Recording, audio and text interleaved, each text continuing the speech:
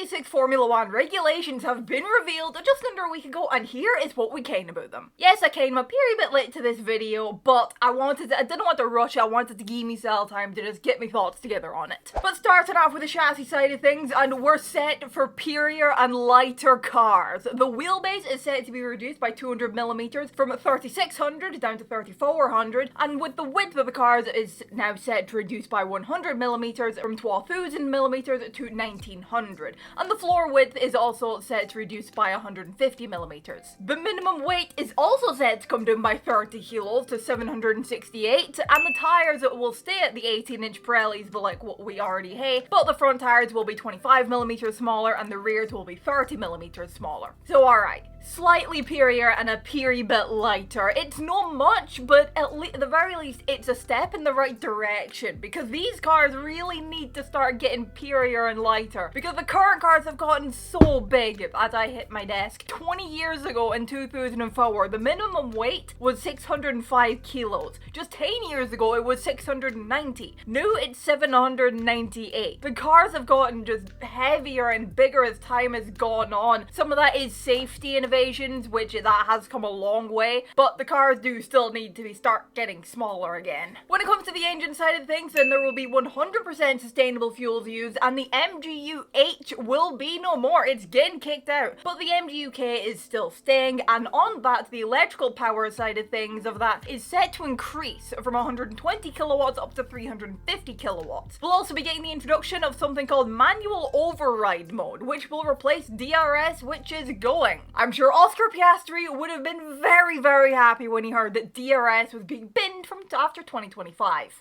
Now, this manual override mode will give a following car more electrical power from the MGU-K. Think like push to pass from IndyCar, or the CARS system they just over 10 years ago in F1, in a way, I guess. But apparently this is expected to be available under similar conditions to which DRS are available under right now. Now, that talk of the manual override mode brings me nicely onto the aero side of things, and active aerodynamics, which is set to be introduced in 2026. Apparently the drivers will be able to switch between two modes, X mode and Z mode, with Z offering better cornering speeds and X gaining better straight line speed. With this active aerodynamic system, both the rear wing and front wing will have active components, with the front wings being 100mm narrower with two active elements, and then the rear wing having 3. Finally, on the aero, downforce is set to be reduced by 30%, with drag being reduced by 55%, and the floors must be partially flat, reducing the ground effect. And then there's some improved safety things as well, which you can see on screen here, but that's the overview of the new regulations that got revealed last week. Since it's been quite a few days since it was all released, we've had a race weekend, we've heard from people in F1 about their thoughts. George Russell spoke about it, and this is what he had to say on the increased speeds in regards to, safety and all that. I think the cars are going to take quite a big turn in terms of how they perform. They're going to be exceptionally quick in the straights, 360 probably missed tracks, which is impressive. Obviously then safety needs to be probably improved, because having a crash at 360, 370, it's going to be pretty crazy. He went on to say about how times in past have shown that things need to happen before changes are brought in, and he isn't really exactly wrong about that. And that everybody needs to be doing a really thorough job ahead of these regulations, because these cars are going to be so quick. He continued, it's going to have so little downforce in the straights, it's almost going to feel like probably you're floating, you're just flying through the air. Then you can imagine in a race that it starts raining and you're on slick tires and you're doing 250 miles per hour, you're on a street circuit, that's going to be a bit of a sketchy place to be. So these are questions that need to be answered. But while Russell was saying how quick the cars will be on the straights, both Lewis Hamilton and Alex Albon were commenting on the new cars perhaps being a bit slow. Hamilton said,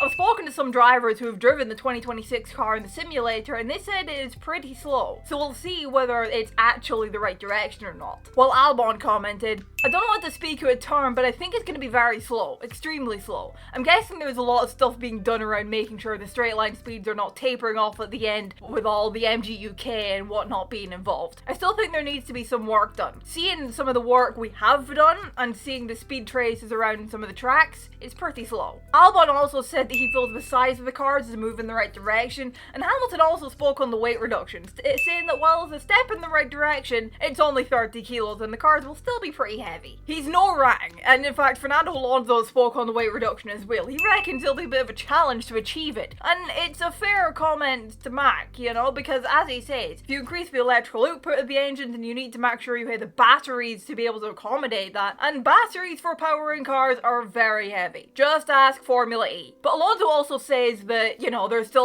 12 years to achieve the targets and that what is impossible in 2024 will become reality in 2026 because there are very clever people in the teams. Williams technical director Pat Fry has kind of backed up Alonso's comments on the weight thing because he also reckons the weight reduction will be a challenge to achieve, and he also said that the new regs still need some fine tuning, but while yes, it's a challenge, he wouldn't say it's a non-starter. Drivers have also commented on the whole close competition thing that everybody always wants to word it one way. With Alonso saying that it being a close competition is for them one of the most important things, and that they don't like it when one team just wins all the races for a few years, and nobody likes that.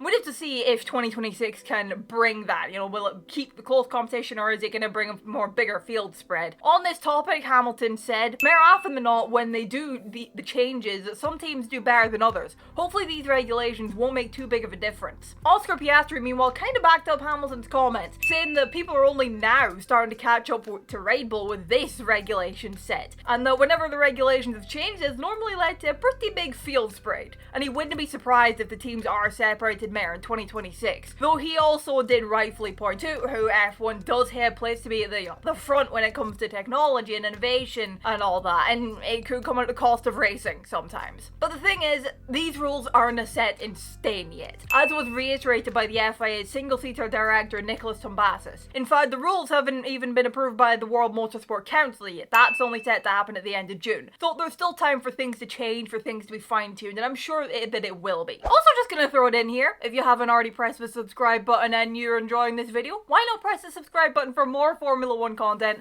Let me know your thoughts in the comments as well. Drop a like on the video if you're enjoying it. It really helps out. But let's get back to it. And my thoughts on the new regulations? Well, the renders we've seen of the 2026 cars, when I saw it, my initial very first thought was it looked like the current reg set meets the last reg set meets the early 2000s. I mean, I can't be the only one who thinks that the rear wing kind of puts me in mind of the rear wing of the last reg set, and the front wing kind of puts me in mind of the front wing of like the early 2000s kind of time, right? All thing that we've heard and we've seen definitely is intriguing me though, but we'll have to wait and see how it actually all turns out come 2026. Because I mean, we're still a period-wise off of it.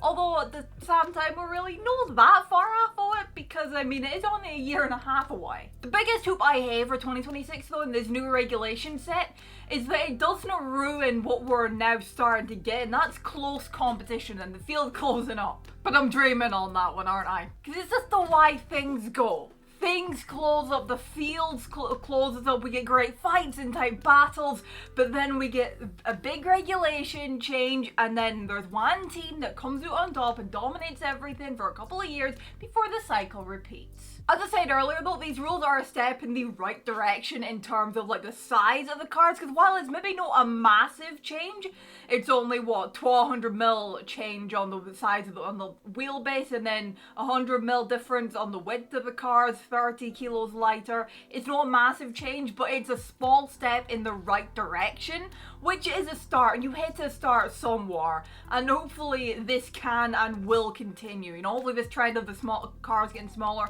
will continue in coming regulation cycles. The active aerodynamics is going to be an interesting one to see how it all works out and see how it's all actually implemented, because if I'm no mistaken, as far as I'm aware, this isn't something we've really seen before. It's one of them things that it could be good, could be bad, and we'll have to wait and see which one it is, but it's intriguing, definitely. As is the manual override motor, well, MOM for short, I suppose. Because as I said, it's kind of like a bit of a reinvention of the carrot system that F1 had back about 10, 12, 13 years ago or something like that. Or kind of like F1's own interpretation of IndyCar's push-to-pass system. DRS was a good thing when they brought it in. It's definitely have. It's been a good thing, but it has kind of also led to us getting these just boring DRS overtakes where the driver that's being overtaken doesn't really hit any chance of fighting back because the driver that has DRS just blasts past. And then not to mention DRS trains always form where nobody can overtake because everybody has DRS on each other. And if they think this MOM system will do a better job like racing wise than what DRS does, then hey, I'm all for it. It could be quite good. What do you think of the 2026 regulations? Let me know your thoughts down in the comments below. Drop a like if you enjoyed the video, subscribe if you're new around here for more Formula 1 content. Thank you all so much for watching, and I will see you in the next one. Bye bye.